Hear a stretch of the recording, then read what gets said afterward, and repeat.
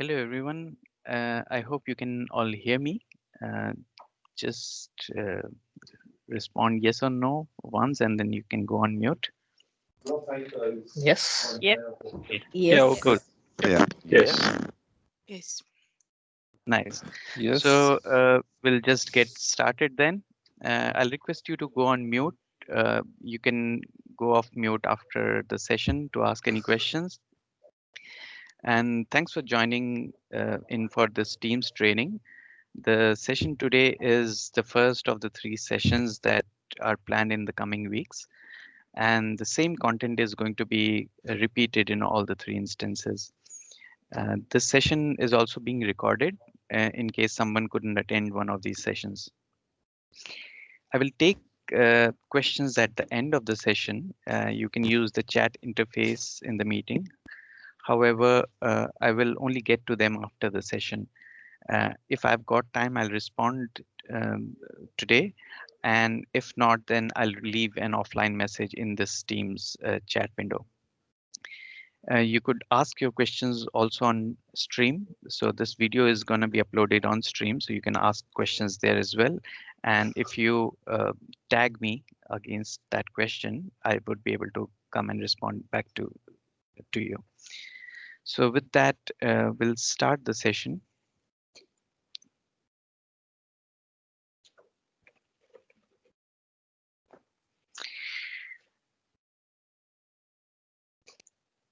So what we are going to learn today is to see what's special about this new communication tool and the new collaboration tool when there are other tools like Outlook, Skype, SharePoint, etc. already available.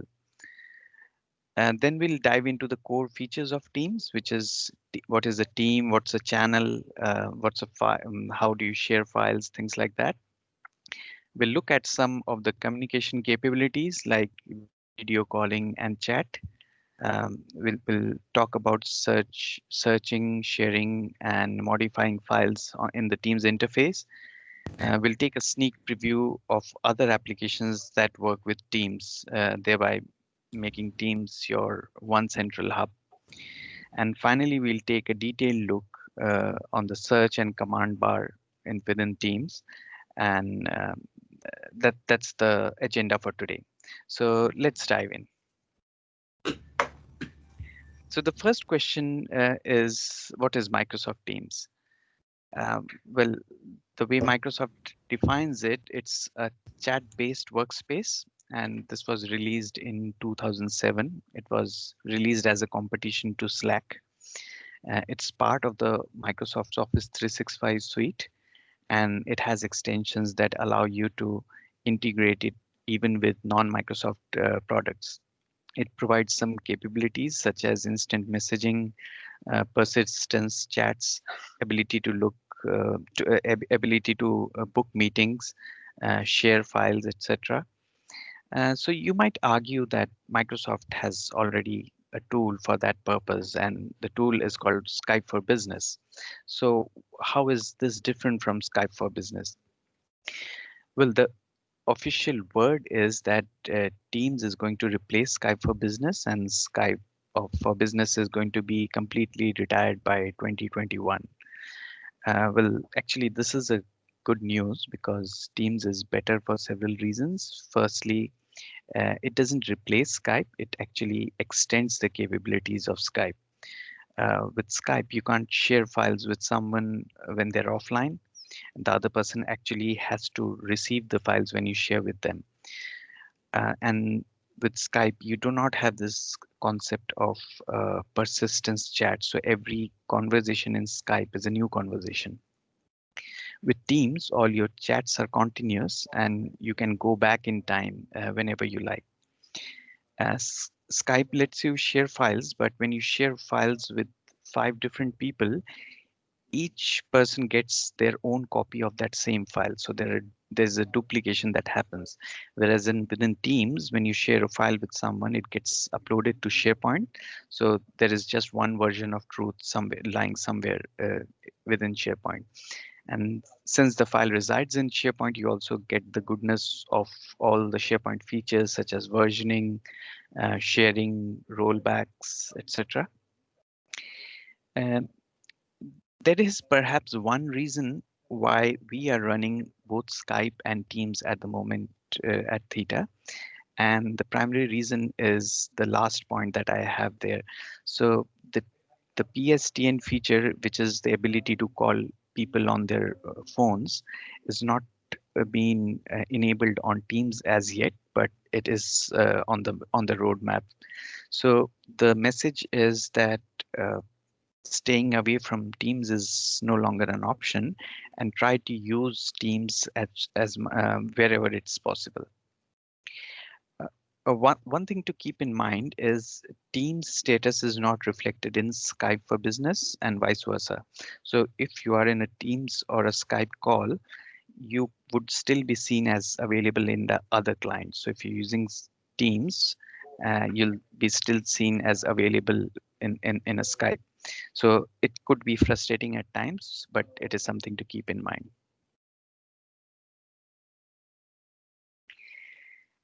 Now we'll just look at some of the flavors of Teams. So Teams can be accessed in two ways. It can be accessed on the browser or using a Teams client. So if you are accessing it on the browser, you'll get an option down there to go and download the Teams tool, the Teams client. And once you install the Teams client, what you'll observe it looks strikingly similar to each other.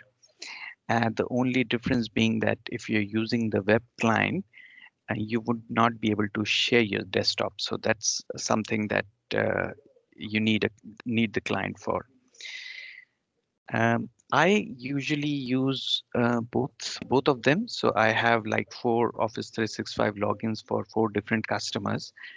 And so what I do is I have 3 instances of Teams opened in browsers, and then I use the client instance for my Theta login.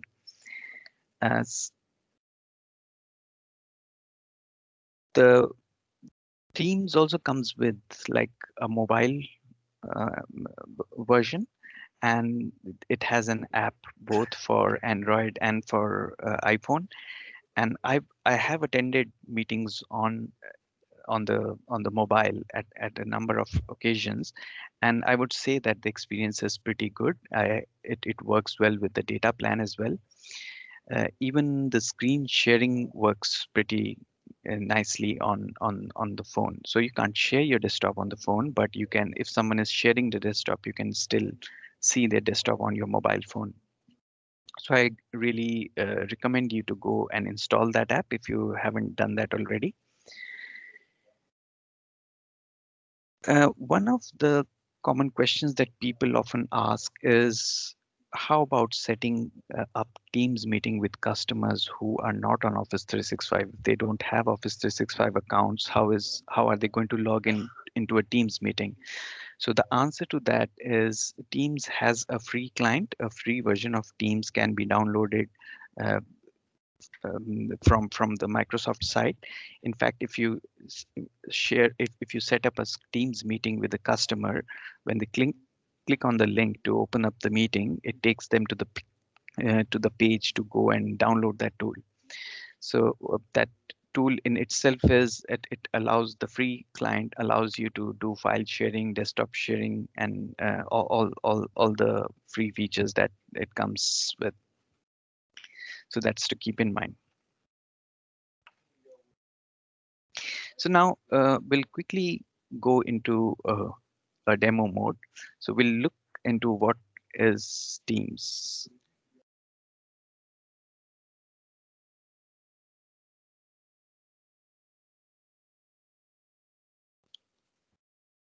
Just bear with me for a moment.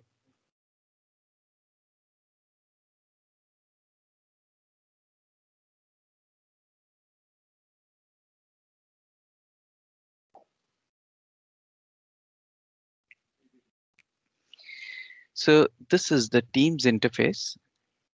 And what you see here is you see all the teams on the landing screen, you see all the teams that you are part of. S- Some of the teams would be available right on the top, and some of the teams that you have not logged into for a while, they get moved into the hidden section. So if for some reasons, for instance, I have not been doing much work on Emerge, so what it has been pushed into the hidden section. But if I want to show it, or I want it to appear on the top, I can just click on show. And if you click on any of the teams, you'll see that a team is either a private team or it is a public team. So I'll come into what a public and a private teams are in a moment. But if you have too many teams um, listed, or if you're a part of several teams, you can manage them better by just clicking on that cog there. And when you click on the cog, it lets you show, lets you manage them all on from one screen. And it also gives you some metrics to say how many people are in that team and things like that. It has Sorry, some, Sudeep. yep, Click on the what? click on the You say cog. click on the cork. Yeah, What's a cork? this thing. It's COG, COG. It's that gear icon that you see Oh, there. down below. Right. Okay. Yeah, Thank you. Thank you very much. yeah. So if you click on that, it lists all the teams in just one view. And if you click on the analytics view, it even gives you some sort of um, graph to say, to show the activity, how the team has been performing over a period of time. So uh, you can join a team just by clicking on that link down at the bottom. One thing that you have to keep in mind is when you click on join a team, the teams that are listed, you can only go and join teams that are public. So these are the public teams that I can just click and join. And for private teams, you have to request the team owner to invite you, or they can share a team code with you, and then you have to specify the code there and then click on join team. That lets you be a part of that team. So the next question is, what is the difference between a team and a channel? So what I was showing there are teams. These are all teams. And within teams, you have these channels. So team, as the name suggests, is a group of people who have access to a bunch of resources. It could be files, chats, and other places like SharePoint, Planner, which I'll come into in a moment. However, channel is dedicated to a special topic. Every channel gets its own chat area. So you have a conversation area, and it also gets its own file storage. To understand it better, let's see how we have organized this within Theta. So within Theta, what we do is we have a team for every customer, and all the projects that we do for them are created as channels. So if I'm working on a specific project, like for example, let's say this Exchange migration project, and in that case, I don't want my conversation area to be cluttered with messages from other projects because they are not relevant to me. And I also don't want to see all irrelevant files in my files area. So in that sense, a channel provides me this project workspace, which is isolated um, from all the irrelevant information I don't want to be involved with. But what it allows me to do is I can always go to other channels and see what's going around. So I can go and access other channels or other projects. So in that sense, it gives me a wider view of the program of work that we are doing for that customer. So it is something important to learn here, which is that by default, all the members of the teams have access to all the channels. So by default, any channel that you create is a public channel. And so if you want someone to be able to uh, work on a specific channel but not see contents from other channel. That's not supported at the moment. There is something in the roadmap which is known as private channels, which is coming, but it's not there yet. So just be mindful of the fact that everyone within the team can access all the channels. One of the features of the channel that's worth mentioning is if you click on a channel, you can get an email address of the channel. So for instance, in this case, I don't have access to this, but if I click on this one, and if I go and click get an email address, so it gives me an email address. So for people who still want to, who hate to go out of Outlook, and they want to make a slow transition to Teams, what they can start doing is copying this email address in their emails. So what then that does is it adds that email as a message in the conversation area. So even if the person leaves the company, that message still resides within the Teams interface, and anyone who joins the team later can go back and look at that message. So I'll go back to the presentation now.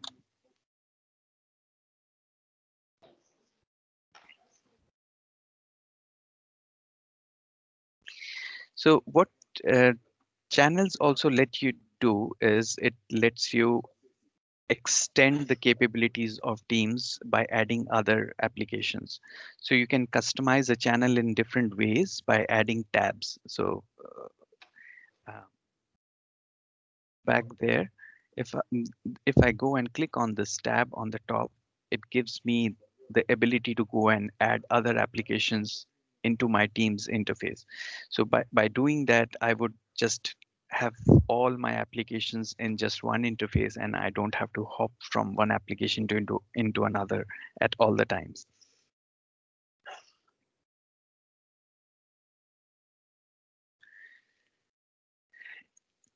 Teams also supports the bot framework, which means that you can deploy custom bots using the Teams client.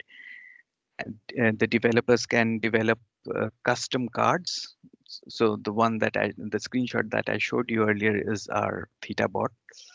But then you can create these custom cards where where it lets you interact with other applications through the Teams interface. So you can add APIs, and you can action your take all your actions just from within the Teams interface by using these custom cards.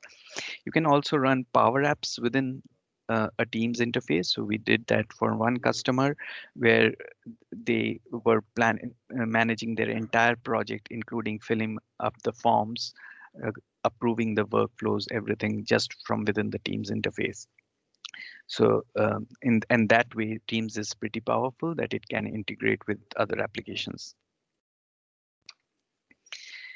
So now Sadiq, just on that, you can also develop JavaScript applications and surface them in a tab. So I thought it was worth mentioning that. Yeah. Thanks for that.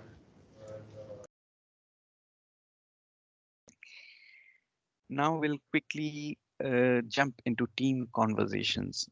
So the Teams conversation falls in two categories. So the Teams, you can either use chats or you can use conversations.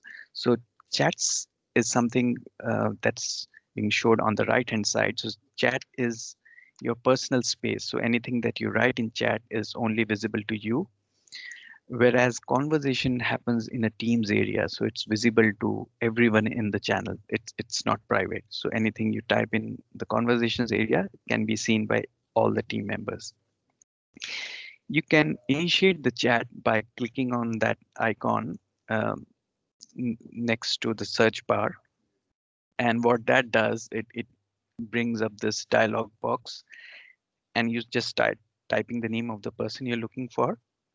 And once you find the person, you click on the name, it takes you to the next screen where you can initiate either an audio or a video call. And well, Microsoft recommends that you place a video call if you can, because the research shows that people are more focused when they are on video. Teams has got this cool feature where you can actually go and blur your background. So if you are taking a call from a cafe or you're taking a call from your home, you can use that feature so it looks more professional, and it blurs out all the distractions. You can share your desktop with the participants by clicking on the desktop icon, which is next to the call icon there. And this is something that often gets people confused because when you click on that, you'll see a lot of things that you can share, and people get confused what to share with the person on the other side. So usually what happens is if you have multiple screens, all your multiple screens are going to show up on the left hand side. So if you share a screen, what it's going to do is it's going to share all the applications that are running on that screen. So currently I'm running this presentation and I have shared my screen, so I can switch between my presentation mode and my Teams view without having to share the application separately. But if you want to share a very specific application, you can do that by just clicking on that specific window. So that's how you share. So it was confusing to me earlier, but that's how it works.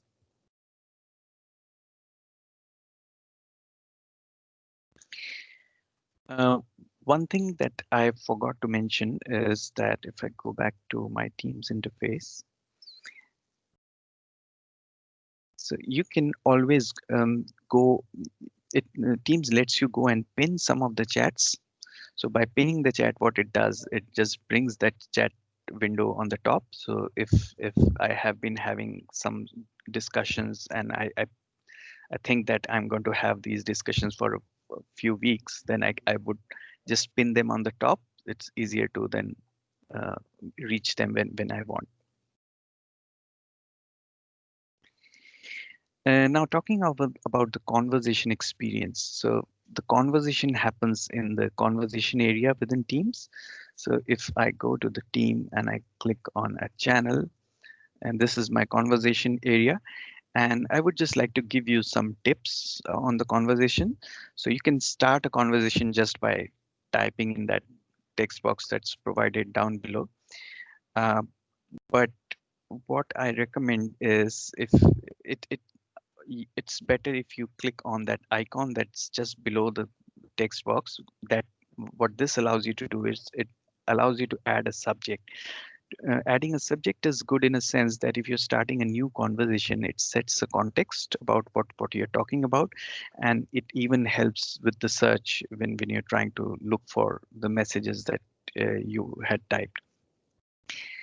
One of the tips I would want to give you is this ability to acknowledge. So if someone has sent me a message, instead of typing something back to them, I can just click on that icon on the top or this acknowledgement thing. So when I click that, it just acknowledges that, yes, I have read your message. So that saves you from typing some extra words. You can add files in your conversations. So all that you do is you just drag your file into the conversation area. And what it does is it uploads it straight into SharePoint, and you can then go and access the file from your Files tab on the right-hand side. One other thing that I initially struggled with is I often meant to reply back to a message that's been posted, and I would just type it down here. But what that does is it actually initiates a new conversation. It's not how you reply. What you need to do is you have to click on reply down there, and then you have to type your message. So that took me a while to figure out. The other good feature that I would recommend is the ability to mention people. So you just type with the @ symbol, and you just start typing the name of the person, and you'll see that it starts giving you some suggestions about the person you want to notify. And the good, if you just type a message, they are not gonna get notified about it. But if you are going to mention them, then they receive a notification which you can go and see in your activity feed.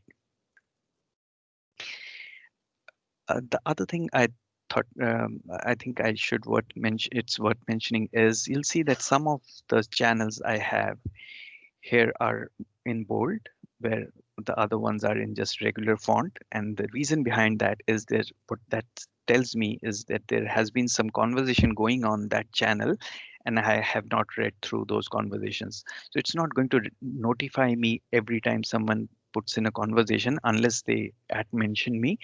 But this is kind of an indicator to say if I have free time and I want to go and get updated with what's going on, I can just go and click on these channels and see what are the messages I haven't gone through.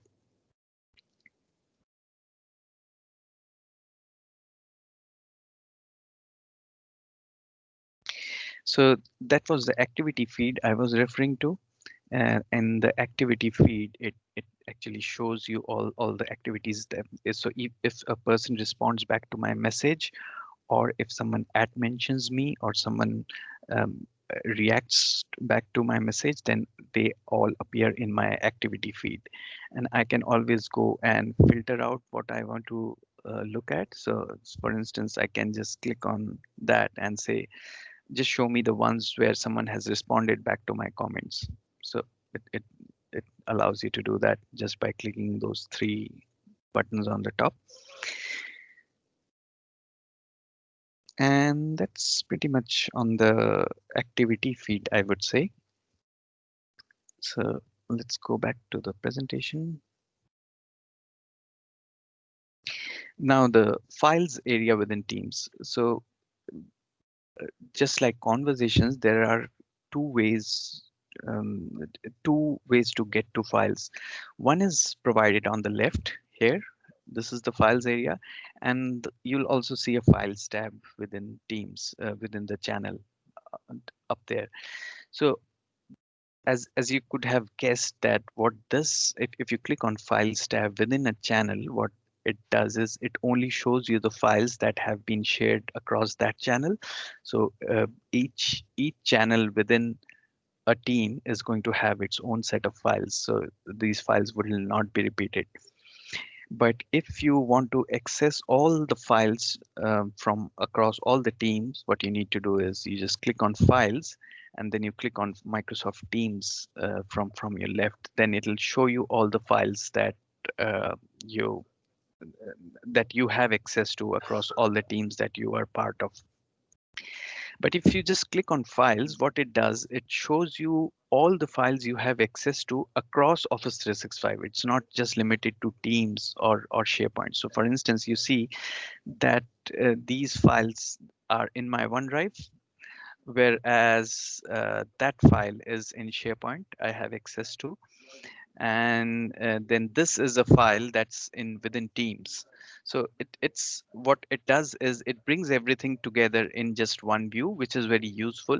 And as you can see, it says these are the recent documents I have been working on. So I can just click on files and just open Teams, go to files, and just open up what I was working on in the past few days if the files have been uploaded to Office 365. You can also narrow down the files from your OneDrive just by clicking on that. So what it does is it just opens up OneDrive in your Teams client. So the message is that Teams is your one application that you use. You don't have to go and hop across multiple applications. You just use Teams to get to the files that you want to.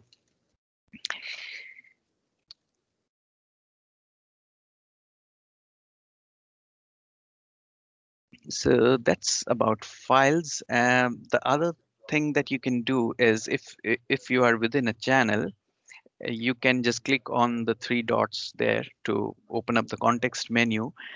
And then if you do not have Word or Excel installed on your computer, you can just click on Edit in Teams. It opens up the Word or Excel experience within Teams.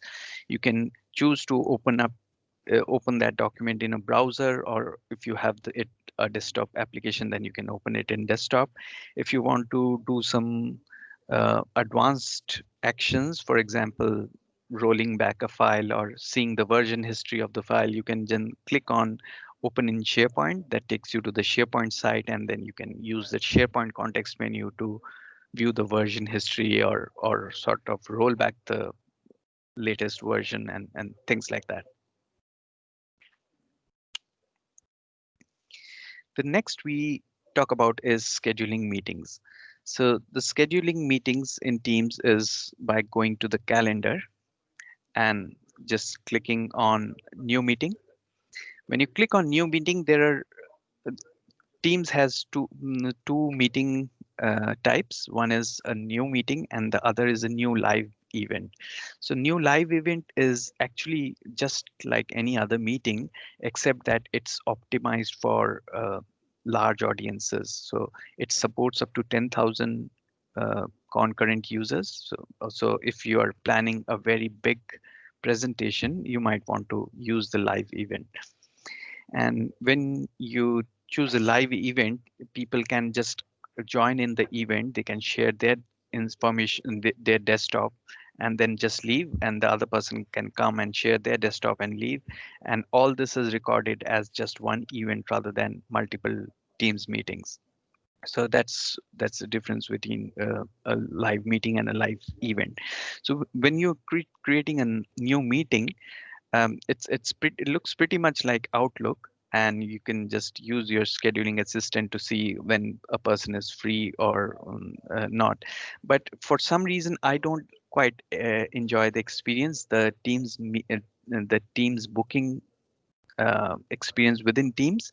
So what I usually do is I use my uh, Outlook to create a Teams meeting. So you can do that within Outlook as well. So if you click on a new Teams meeting, what it does, it creates a Teams meeting for you, but then you can use your familiar Outlook scheduling, and this to me looks more intuitive, and I find this better than Teams. I mean, that's my personal preference, but you might want to try both of them and see what works out for you.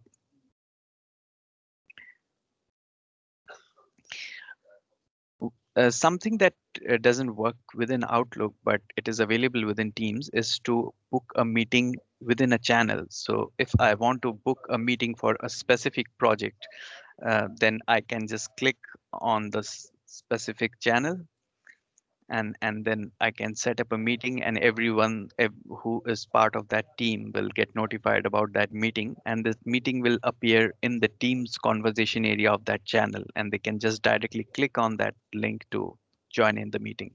So this feature is only available within Teams, so you can't do that from Outlook. But all your Teams meetings and all your Outlook meetings are all synced, so you can see your Outlook meetings within here, and you can also see your Teams meeting. So as you can see, that Teams meeting will have this join icon, which says that this is a Teams meeting, where ones are Outlook meetings that I have in my diary.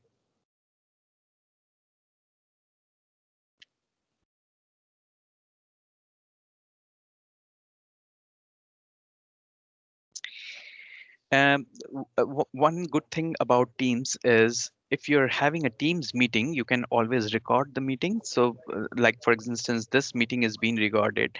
And every time you record a meeting, by default, the meeting gets stored within Stream, within Microsoft Stream.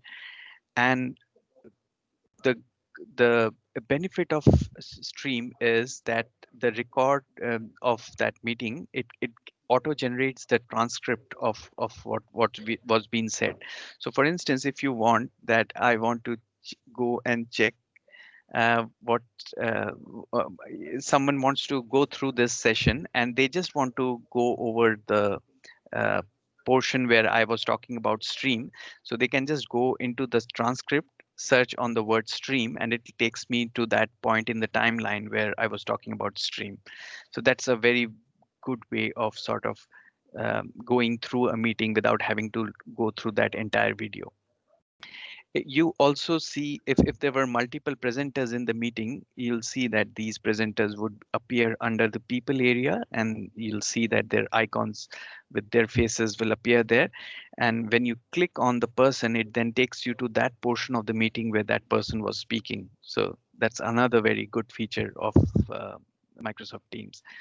So those are some of the reasons why you should prefer using Teams for your meetings rather than Skype, because of these additional features that you get. And after the meeting is finished, I don't have to actually go and upload anything into Stream. It gets stored into Stream by default. So that's also something nice.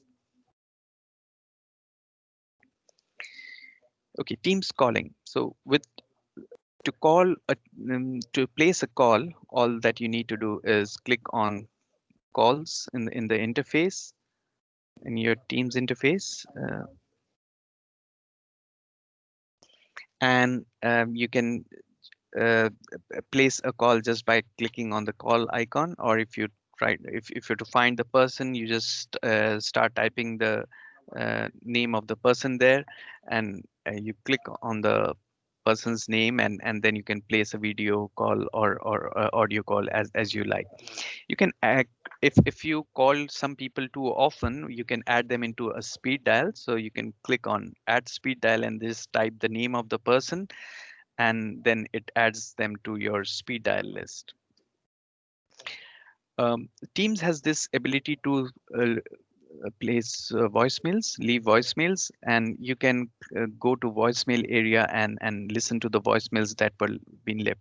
For instance, if I am in a meeting and someone is trying to call me and they leave a voicemail, I have this ability to go, every voicemail gets generated along with the transcript.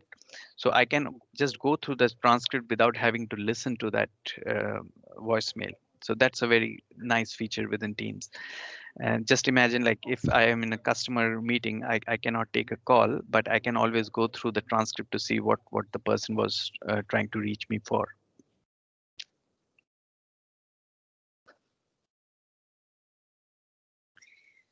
So that's Teams calling. And perhaps the last segment I want to cover is the search and the command window.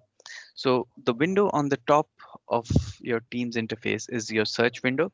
So if you just search for something, if you just type a word and you search, then it is going to search for all the messages, or search for people with that name, or the files with that name. So it's a multifaceted search. You can go and narrow down your search by using the filters on the right hand side. But uh, this box is not just search. This is also a command window, which means that if you type a /, it gives you these commands that you can use. So I can click on available to change my status. As soon as I click on this, it changes my status. You see there, my status has been changed. I can also initiate a chat. If I just click on chat, and then I type in the name of the person I want to chat with, and I type the message that I want to send them. You can something that I should also mention is you have a ability to save some of the chats. So I can save this message, or maybe if in a conversation area, I find this message quite useful, I can go and save this message. And if you save the messages, and if you go in your command window and just type saved, then it's going to show you all the chats or the messages that you had saved. So it's one good way of getting to save all your messages. What are other things you can do? You can jump into, if you have too many teams, then you can just go to a team just by using the go to option. And I just recommend you to go and try out these commands. Some of them are very useful. I should cover the files one. I find this very useful. So if you just click on files and you just start typing the name of the file, you'll see that it just filters it on the go. and it's a very good way of filtering out the files that you're looking for. And these files need not be on your teams. It could be anywhere within Office 365. You can search them all through your Teams interface.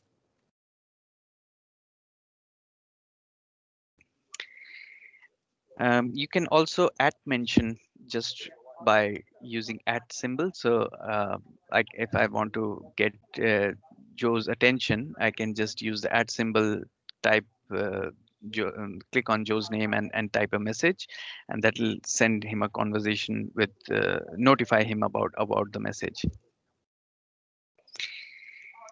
So with that,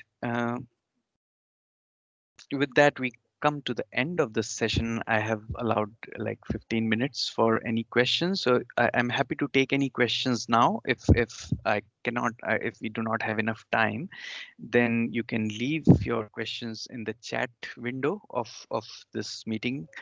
I'll try and answer them when I can. And like I mentioned, that the meeting is also going to be uploaded in stream. So if you ask your question in stream and just @mention me there, I'll get a notification that you want me to look into a question, and I can go and answer that. So any questions I can take? Hi, Sudeep. It's Richard Burgess here. I've got one for you. Yep.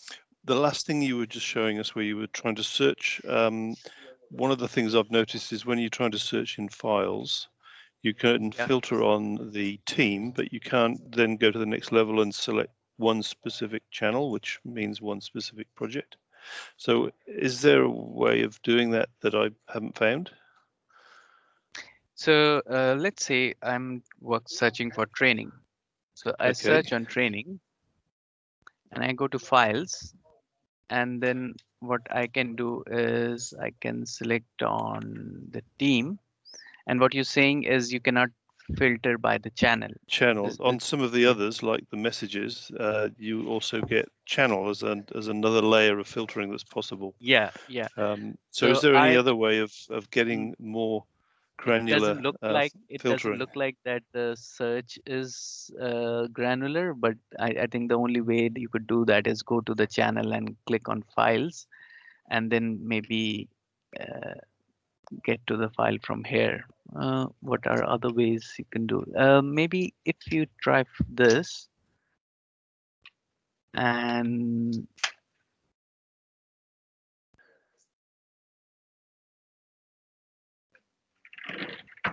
let me get back to you on that one. I don't think it's pretty obvious in Teams how you search for a file within a channel. That's a good idea. Get back to me. Thank you. Yeah. All right. Since I've got the mic, I'll carry on. I've got a question from a colleague that says, there's a 10 file limit when you upload and download, a 10 file limit at a time. So is that something that's configurable we could change? Well, since this is Office 365, there some of the limits are hard limits, so you can't change them. And there is a Teams administration portal, which I don't have access to, but I don't know what can be configured there through the administration portal, but there could be some hard limits, and it could be right that there are limits to it. Yes. So Sudeep, can I just... A workaround for that, though, is you can only upload 10 at a time, but if it's in the same chat, you can do multiples of 10. So if you're trying to send somebody a file, then select your first 10, select the next 10, select the next 10, and then press send. Yeah, a little bit of a weirdness, but yeah, it looks like there's a hard limit of 10. Another workaround, if you're trying to upload files, say, to a channel, you can do it in SharePoint. So I don't know, Sudeep, if you want to show how the button where you can open in SharePoint. Yes. And then you've got the full power of SharePoint to upload your files if you've got a bunch to upload. So every time you create a team, it actually goes and creates a SharePoint site for you. So for instance, that team has a associated site with it.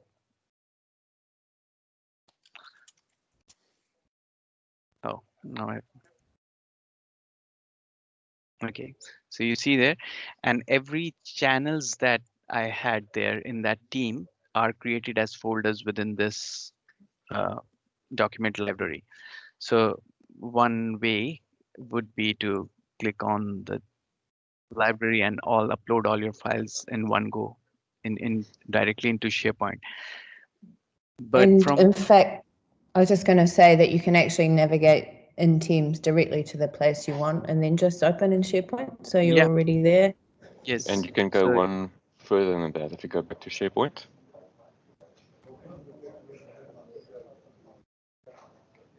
And in the left bottom, it says return to classic SharePoint.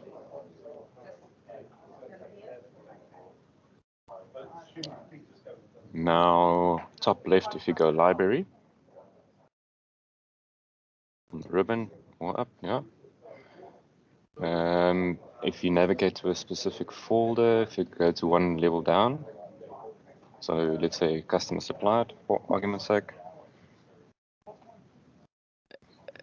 So the idea is to get to a folder where you've got sufficient privileges, and then on your library tab, if you just go back to your library,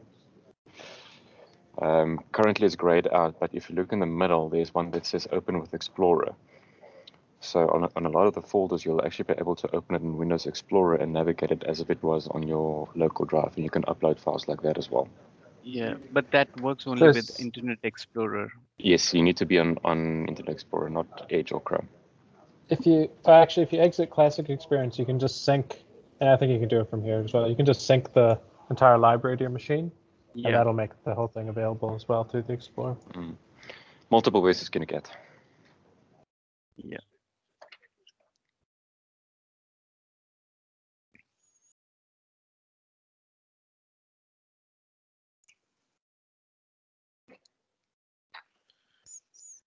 I have got a restart notification on my machine, but I think I have a few minutes. Just change the time on it and hit postpone. Again. Yeah. I've got a question, Sudeep, which you might have already answered, but so I work in multiple customers. Yeah. Is there any way I can have 3 different versions of Teams open for 3 different customers? Yes. Yes. So what I usually do is, and I find Chrome pretty good for this. So what I have done is in Chrome's you can create profiles. You can create different profiles. So you just click manage people and you add a new profile. Let's say I have a new customer. I just create a new profile. And then if you store your Office 365 credentials there, then you can just switch between them like this. You can just go to, if I go to Airways and I go office.com, my password has expired, but if I was logged in, then I could have just gone in right away.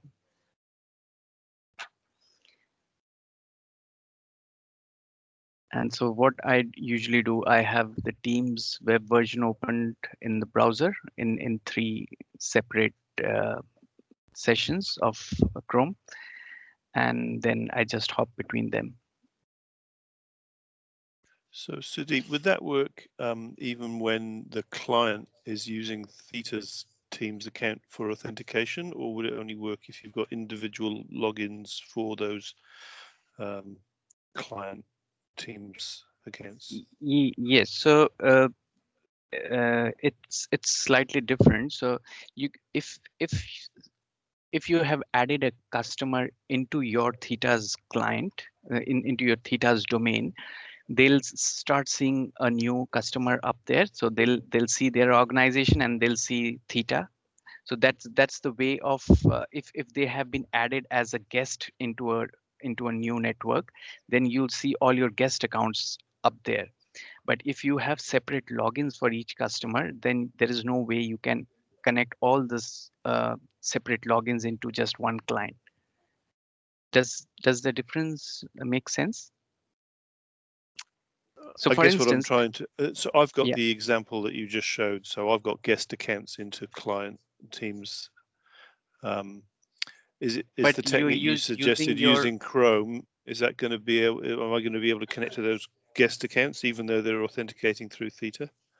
So when you say, okay, if you are using your Theta login for all the other accounts, then you should only see them here. So you don't need separate Chrome. That Chrome stuff is not going to Yes, is not the but answer for you. that doesn't help because it's really hard to switch between them quickly. So that's why the separate windows question that we started with is really helpful. Yeah. If that's possible in this scenario. Yeah, you can actually do that. You can open up your Theta. You can log into Teams in your browser as well as in your client, and then in your browser you can switch to a customer's account. While in the client you just remain on the Theta login. Oh, okay, that's good. Thanks. Okay. How does that work with when you're in Chrome when they're chatting to you? Because the problem is they constantly chat to me with different clients, and everyone Yeah. gets a bit upset. They're saying, "Why aren't I in Teams?" But I am in Teams, but I'm in another account. Yeah. No, I completely agree that notification experience is not very great on the browser. So it does highlight that. I mean, if I am if it just I mean, the message pops up in the browser to indicate that there is a unread message, but oftentimes I am not able to. I don't get notified about it. The browser experience is not that great about that. But yeah, the idea is in my case, I have to join some meetings with customers, but if I want to have an instant messaging with them, well, then the chat experience is not that great, I would say. Cool, thank you. I take your point there, yeah.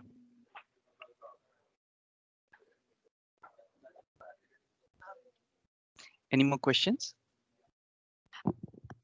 Sudeep, Denise here. I did multiple teams. Is there a way for me to sort it alphabetically? You can sort your teams. I don't know if you can do it alphabetically or not, but if you just, okay, let me go back to my teams.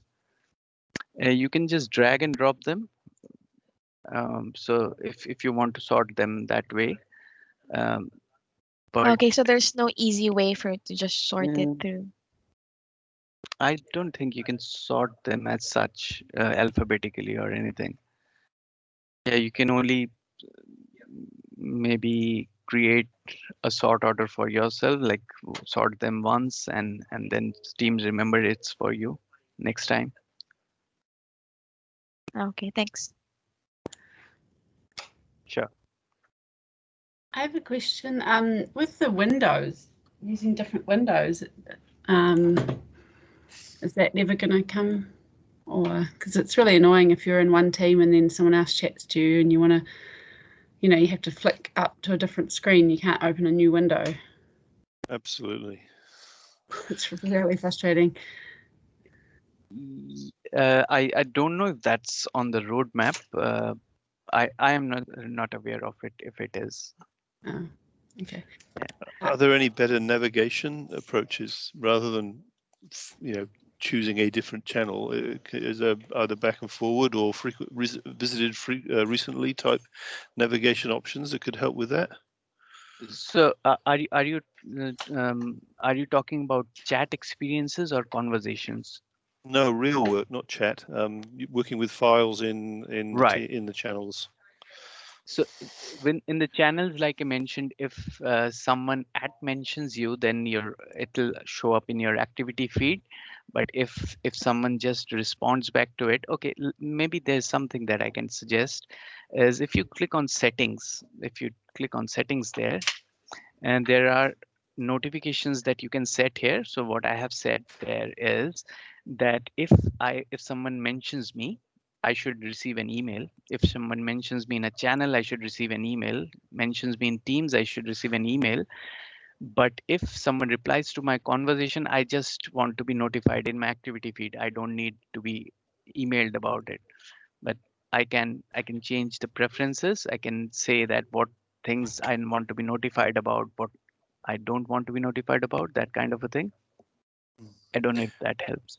No, I'm thinking of a completely different scenario, nothing to do with chat or mentions or anything of that. I'm thinking about when I'm trying to work with files that are shared within a channel. and then Right. suddenly Okay. I need to work on something in another channel, so I have to change context. Right. Then when Okay. I go back to Get the it. other one, I've lost my place, and I just wanted to see if Yes. there's some better Yes. navigation options. Did you try the back button on the top? Try the what? The back option in the Teams. I think what he Once might or be twice, yes. sort of Yes. suggested is that we you can- need more windows. You know, like I'm the same. I'll be having 5 different things I need to look at the same time, but I can't because I can only have one window. Yeah. That's yeah. Is there any better option, or is it just you have to not download? in my mind, not in my head at the moment. Sorry. Okay. Thank you. So, for example, that back window, if you could right-click it and it show you a list of the 10 or 20 recent places you'd been, that would be really useful. But just having the arrow on its own is less useful. Yeah. Yeah. Because it's similar to a browser experience then. There is a user voice, a Teams user voice, which you can go and leave a suggestion, and they keep you updated with what they are doing about it. So they'll tell you that if it's in roadmap or if they're going to release it in a next feature, that kind of a thing. Yeah, but that would be best to come from Theta rather than all the individual users at Theta. So I'm hoping that you might take these questions and weaknesses and feed them back formally from Theta back to Teams rather than just me as a user going in and raising something. Yeah, but the more votes they get, the higher it gets placed on the. Yeah, I think the system is, it's all individuals, it's user voice, Yeah. so it's listening to users, it's not a organization-wide thing. So I think if there's anything you want, jump on and see if someone's already requested it, and if they have, vote for it. If they haven't, suggest it. It's quite simple, and you get updates, you know, when things get moved onto the roadmap. So it's quite worthwhile doing if there's something you really feel strongly about. Yeah, your one, Denise, has been on there for a couple of years now. Sorting out. So that really works then. That's good. Well, yeah, it depends how many votes they get. And if you all comment on it, they do work. They work for other systems anyway. We've done a lot with Dynamics, so they do work. Some of the problems I think we experience at Theta are not native Teams problems. They're more to do with how Theta's choosing to use and configure Teams, which again makes me think that as a Theta owner needs to try and answer our questions first. And then obviously if it's fundamental Teams limitation, then yes, that's the time to go and engage with Microsoft. So Richard, the issue that you're talking about with Windows, that is definitely platform. No, that one is definitely, yes. But in general, there are a lot of limitations to what we can do that are not limitations for other clients using Teams. It's down to how far we've got through our journey of configuring Teams within Theta properly.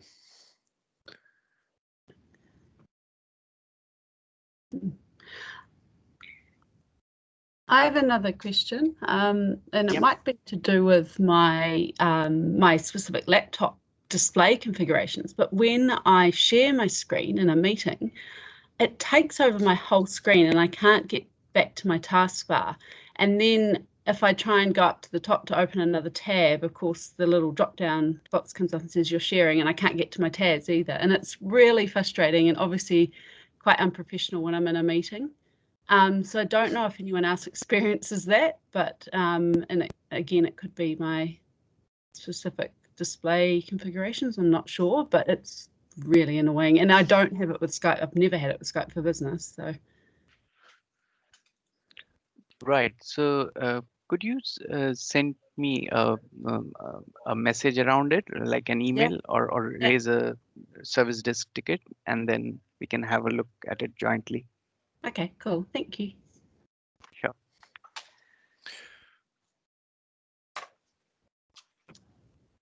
Any more questions?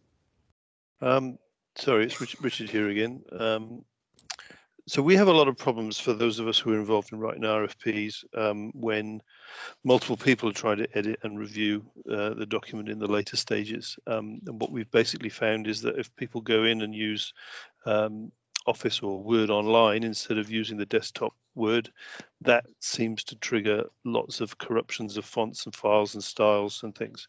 So I think the perceived wisdom is don't edit anything in Word Online. So how's that going to work with Teams? Because there's obviously a Teams Word editor. Are we in a similar position? We should probably recommend people not to use that if you're not the sole author or the sole editor at any point in time. Yeah, so the Teams editor is what it's doing. It's actually using Office Online to open the document within an iframe within Teams. So it's no different than the web experience. So if you have experience in the past that it's causing you issues, then I would suggest that you keep using the desktop version for now. The application, the specific Word Right. or Excel application. Okay. Because that's what I've effectively done is I just will never open it using online because then at least I know I'm reducing that risk. Right.